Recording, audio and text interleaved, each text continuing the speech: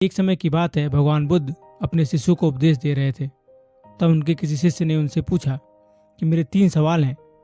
पहला सवाल ये है कि कौन किसके भाग्य का खाता है। दूसरा, संसार का सबसे बलवान व्यक्ति कौन है। और तीसरा, जो अपनी बात से मुकर जाता है उसका अंत में क्या अंजाम होता है।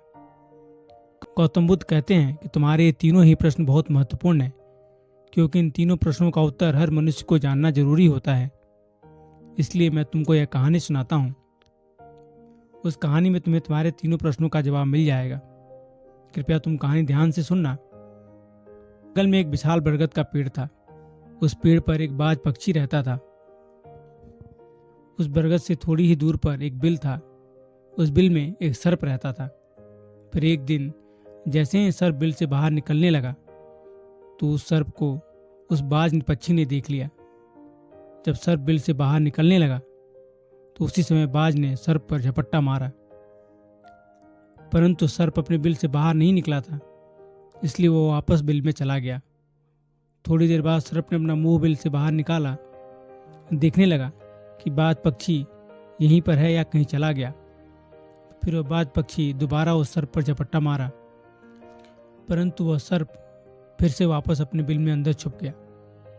जैसे ही सर्प अपने बिल से बाहर निकलने का प्रयास करता, बाज उस पर हमला करने लग जाता और उसे उठाकर ले जाने की कोशिश करता। बाज मन में सोच रहा था कि जब भी तू बाहर निकलेगा मैं तुझे अपना भोजन बना लूंगा। सर्प उस बाज के डर से बिल में छिपा रहता था। जब सर्प को उस बिल में रहते हुए काफी समय हो गया तो सर्प मन में विचार करने लगा कि राजा विक्रम ही ऐसे व्यक्ति हैं जो मुझे इस बात से बचा सकते हैं, क्योंकि वह तो दूसरों का कष्ट हरण करते हैं। यदि राजा विक्रम किसी प्रकार यहाँ आ जाएं, तो मुझे इस बात से बचा सकते हैं। वह सर्प राजा विक्रम को याद करते हुए उसी बिल में छिपा रहा, और जो भी व्यक्ति उस मार्ग से निकल कर जाता तो उसे सर्प कहता कि भाई, कोई मेरी बात राजा विक्रम तक पहुँचा दो या मुझे राजा विक्रम से मिलवा दो, तो मैं उसका जीवन भर आभारी रहूँगा। फिर एक दिन राजा विक्रम, जो दूसरों के दुखों का हरण करते थे, जंगल में जा रहे थे। उसी मार्ग से निकल रहे थे। तभी सर्प को पता चला कि कोई रास्ते से जा रहा है, और सर्प बिल के अंदर से कहने लगा, भाई, कोई मुझे राजा विक्रम से मिला दो, मैं उसका जीवन भर एहसानमंद रहूंगा। यह बात जब राजा विक्रम ने सुनी तो राजा विक्रम कहने लगे, क्यों भाई, आपको राजा विक्रम से क्या काम। तो सर्प कहने लगा कि देखो भाई, राजा विक्रम दूसरों का दुख हरण करते हैं और मैं बहुत दिनों से इसी बिल में पड़ा हुआ हूँ। मैं बहुत दुखी हूँ। इस वृक्ष पर एक बाज पक्षी रहता है। यदि मैं इस बिल से बाहर निकलता हूँ, वो बाज मुझ पर उसी समय हमला कर देता है। इसलिए मैं इस बिल में काफ़ी दिनों से छिपा पड़ा हूँ, निकल नहीं पा रहा हूँ, न ही मुझे कुछ खाने को मिल पाता है।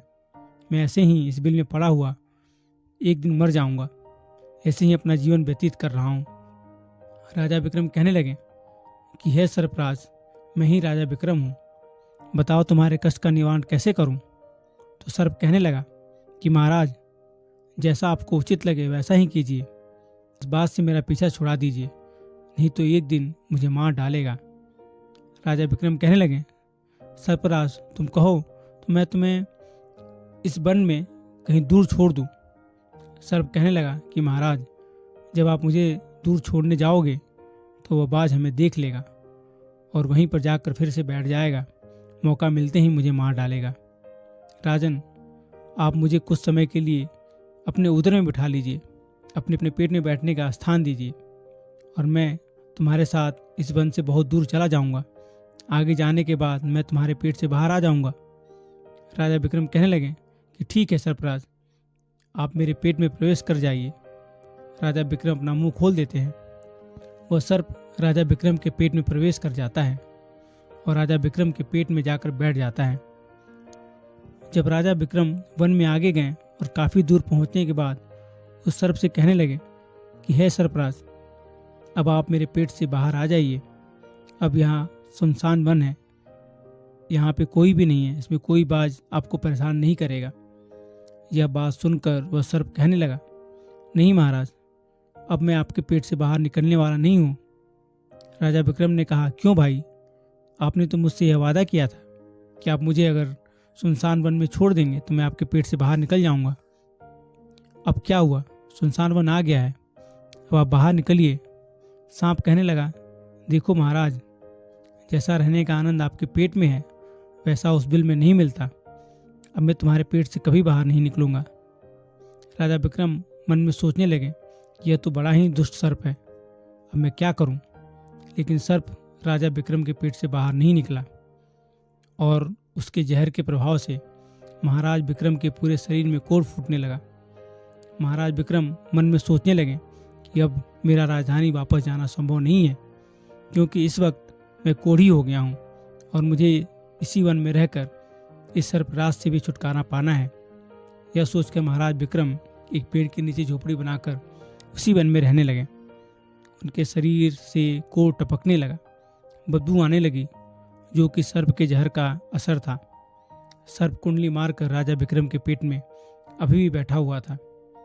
राजा विक्रम उस वन में एक कोढ़ी की हालत में पड़े हुए थे।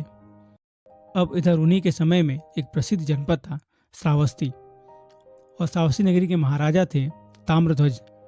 महाराज ताम्रध्वज की 3 पुत्रियां थीं और राजा ताम्रध्वज बड़ा ही अहंकारी और अभिमानी राजा था। एक दिन उसने अपने तीनों बेटियों को बुलाकर पूछा कि बताओ बेटियों, तुम किसके भाग्य का खाती हो।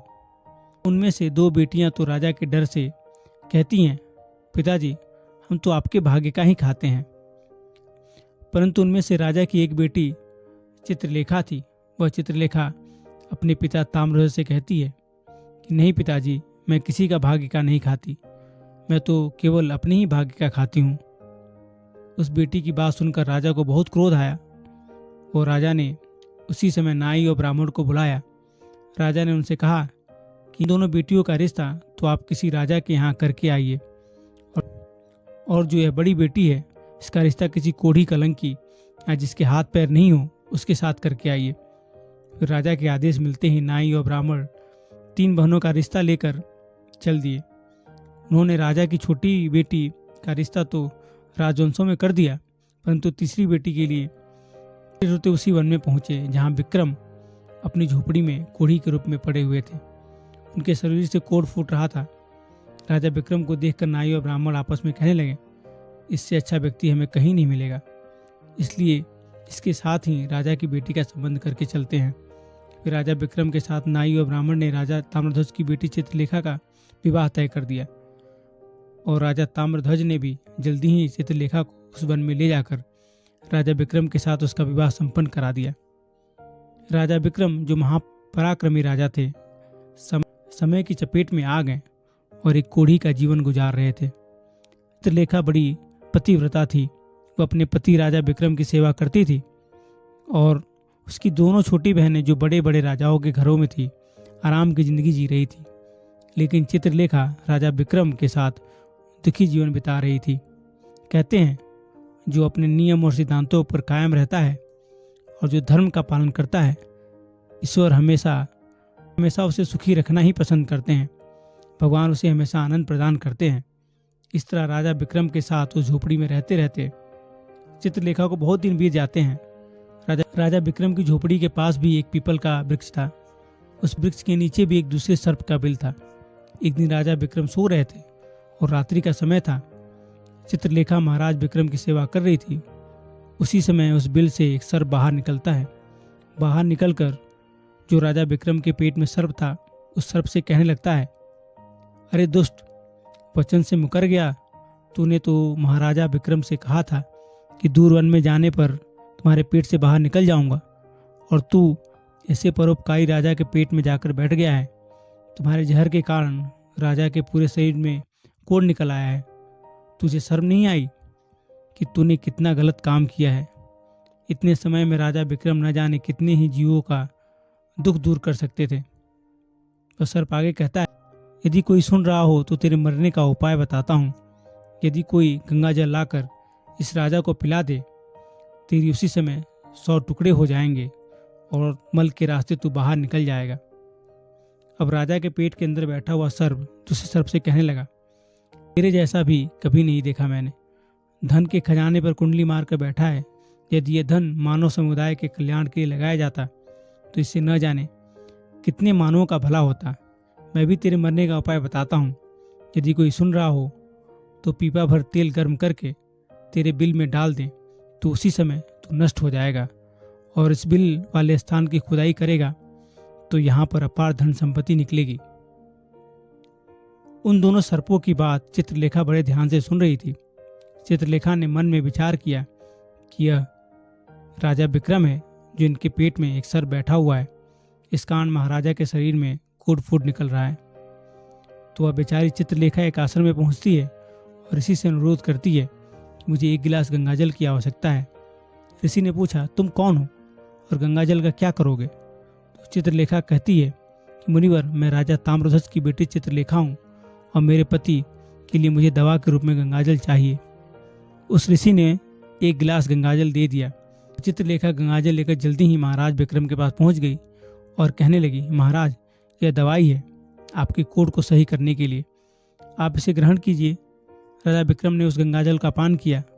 जैसे ही राजा विक्रम ने उस गंगाजल का पान किया, उस सर्प के उसी समय 100 टुकड़े हो गए जो उनके पेट में बैठा था। वह सर्प नष्ट हो गया और धीरे धीरे राजा के शरीर से मल के रास्ते बाहर निकल आया।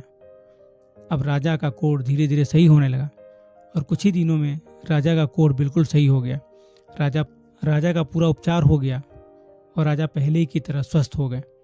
अब राजा विक्रम से चित्रलेखा कहने लगी कि महाराज, मैं एक स्त्री हूँ, इस शहर में नहीं जा सकती। आप शहर में जाइए और 1 पीपा तेल लेकर आइए। राजा विक्रम ने पूछा, चित्रलेखा, उस तेल का तुम क्या करोगे?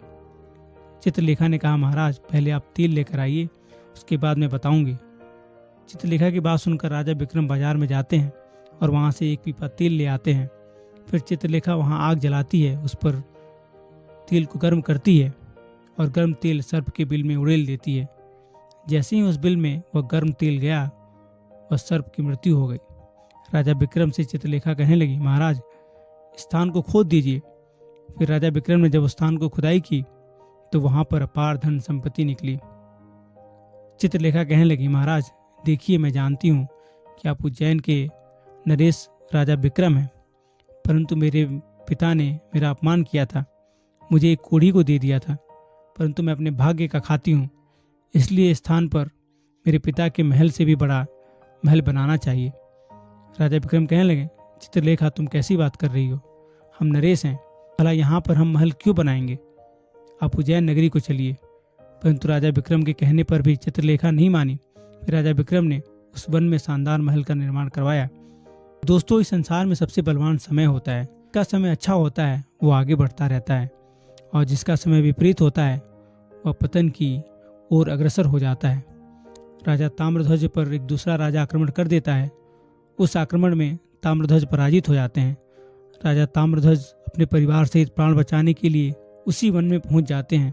जब राजा ताम्रध्वज वन में भूखा प्यासा भटक रहा था, फटे हुए वस्त्रों और भूख से पीड़ित तथा प्यास से गला सूख रहा था, तो राजा घूमते घूमते चित्रलेखा और राजा विक्रम के महल के नजदीक से गुजरते हुए पहुंचा।